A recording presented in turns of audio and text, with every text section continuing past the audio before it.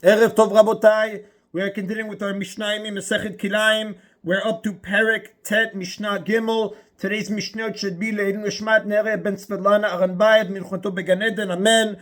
Today the Mishnah is going to discuss whether the prohibition of shatnez applies to other articles that are not garments. Mitpechot hayadayim, hand towels that a person uses to dry his hands after he washes them. Mitpechot asfarim, the wrappings for Torah scrolls. Mitpechot asfat, bath towels used to dry yourself after a shower. And ben mishum kilayim, the Tanna Kama says they are not subject to the prohibition of kilayim, meaning these items can be made of shatnez. Why? Because a person does not wear them, nor does he use them to cover himself with it, and that's the only time you are not allowed to use shatnez, right? We learned the Mishnah Alayev, you cannot wear nor cover yourself with shatnez. The Tanna Kama says here, the Torah scroll, the hand towel, and the bath towel, you do not cover yourself or wear. Therefore, there is no prohibition to make them out of shatnez.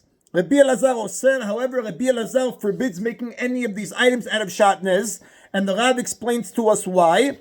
Because sometimes a person will use them to cover himself. How so? Sometimes a person can wrap his hands in a hand towel in order to warm them. That's considered covering himself with a towel. Likewise, a person can wrap himself with the bath towel just like you would with a robe. And same thing with the cover of a Torah scroll. A person who is reading from the scroll sometimes can lay the cover on his lap, and that'll be warming himself with it. Therefore, Rabbi Elazar, or as the Rav says, Rabbi Eliezer, he prohibits making these items out of shatnez, and the Rav actually tells us that the halacha is like Rabbi Elazar, or as in his version, Rabbi Eliezer. The halacha does not follow the Tanna Kama.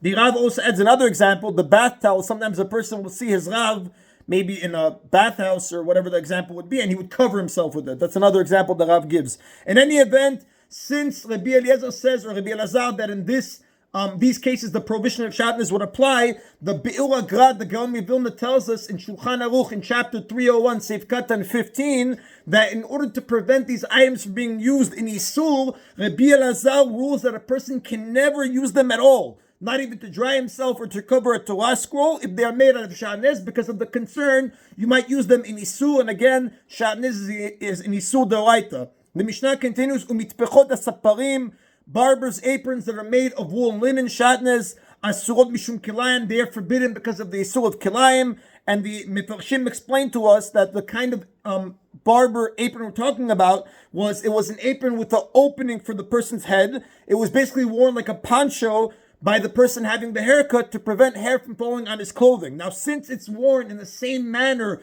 as a garment, it is forbidden as shatnez, even though the purpose is only to protect the clothes, unlike an ordinary garment, which generally is meant to protect or warm the body.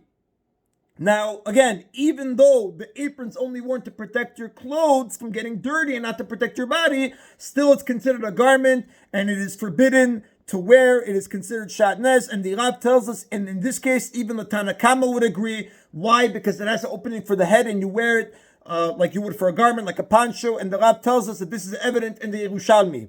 That is in Rabotai Mishnah Gimel. Mishnah Da'at continues, Tachchei Hamet, shrouds for the dead, Umarda'at shel chamor, in the saddle of a donkey, and Be'em mishum kilayim, they are not subject to the issur of kilayim, meaning shrouds are allowed to be made from shatnez, because a dead person is not obligated to keep mitzvot, as the Rav tells us. Dichtiv, it says in Tilim in chapter 88, B'mitim chofshi, once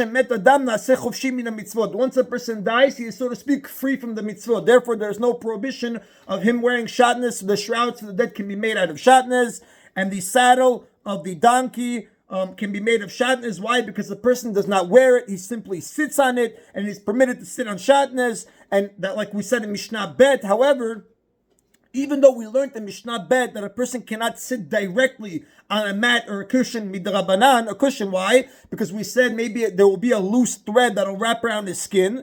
Here we don't have that concern, the Rav says, because a saddle is generally made out of hard material, which generally will not fray and stick on the skin. The Mishnah concludes by discussing a case of a saddle which you cannot you cannot use if it's made out of shatnez. Lo yiten amardat an kitefo. A person is not allowed to place a saddle of shatnez on his shoulder. So we said you could sit on it, But the Mishnah says now a situation where you were not allowed to use a saddle made out of shatnez. You are not allowed to put it on your shoulder, even though you're only doing it to take out manure. Meaning you want to place manure on top of the saddle, which is on your shoulder, so that it will not rest directly on your shoulder and get your shoulder dirty. One who does this is using the saddle to cover himself, and you're not allowed to cover yourself with shatnez. And that is the end, Rabotai, of today's Mishna Yomi. Baruch Adonai Le'olam. Amen v'amen.